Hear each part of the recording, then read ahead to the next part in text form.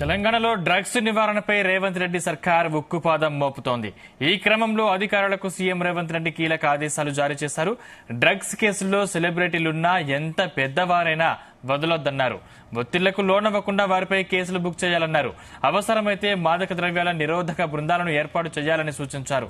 Hyderabad police command control సెంటర్లో ప్రభుత్వ CS Santhi Kumari, DGP రవిగుప్తాతో కలిసి తదితర శాఖల ఉన్నతాధికారులతో సీఎం సమీక్ష నిర్వహించారు.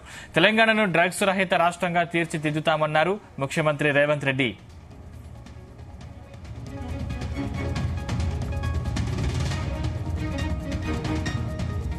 ఇదే అంశానికి సంబంధించిన మరింత పూర్తి సమాచారం మా క్రైమ్ బ్యూరో చీఫ్ రవితేజ అందిస్తారు. రవితేజ, బెంగళూరు రేవు పార్టీ తర్వాత ఇటు తెలంగాణ ప్రభుత్వం కూడా నిన్న ఒక కీలకమైనటువంటి సమావేశాన్ని ఏర్పాటు చేసి ఈ రేవు పార్టీలో పట్టుబడ్డటువంటి తెలుగు యాక్టర్స్ పేరే ఎక్కువగా వినబడతా ఉంది.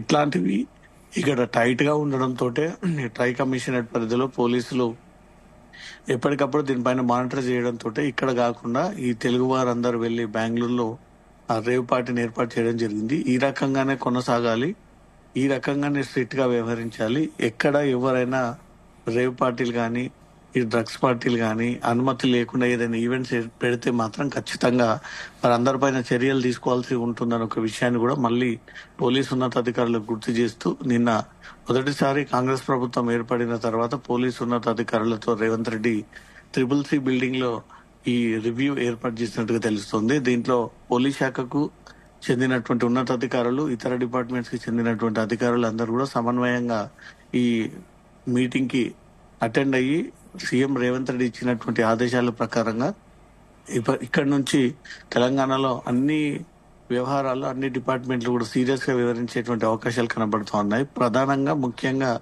ఏదైతే దేశం మొత్తం వివిధ రాష్ట్రాలలో ఈ డ్రగ్స్ మహమ్మారి యువతని పూర్తి స్థాయిలో చెడు దారికి దారి తీస్తా ఉందో అలాంటి యాక్టివిటీస్ అన్ని కూడా తెలంగాణలో కట్ చేయాలి. మొత్తం గ్రౌండ్ లెవెల్లో సహా ఎక్కడ కూడా డ్రగ్స్ అనే పేరు వినబడకుండా వ్యవహరించాలంటూ కూడా సీఎం రేవంత్ రెడ్డి ఆదేశాలు ఇచ్చినట్టుగా తెలుస్తుంది.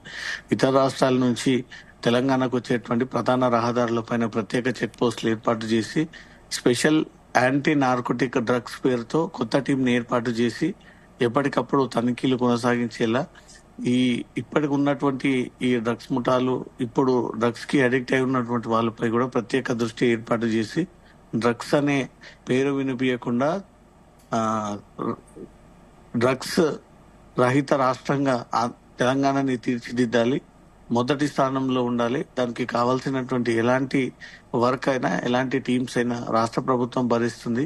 దానికోసం మీకు ఎలాంటి ప్రపోజల్స్ కావాలన్నా ఇమీడియట్ గా తమ దృష్టికి తీసుకురండి అంటూ కూడా పోలీసు అధికారులకు ఈ ఇన్ఫర్మేషన్ సీఎం రేవంత్ రెడ్డి నిన్న సమావేశంలో మాట్లాడినట్టుగా తెలుస్తోంది.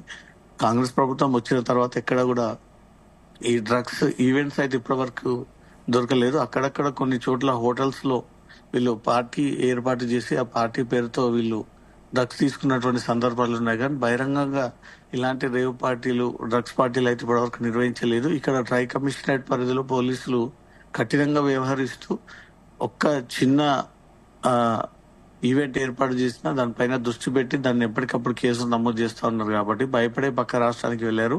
ఇంతకు మించి ఇంకా కఠినంగా వ్యవహరించాలి.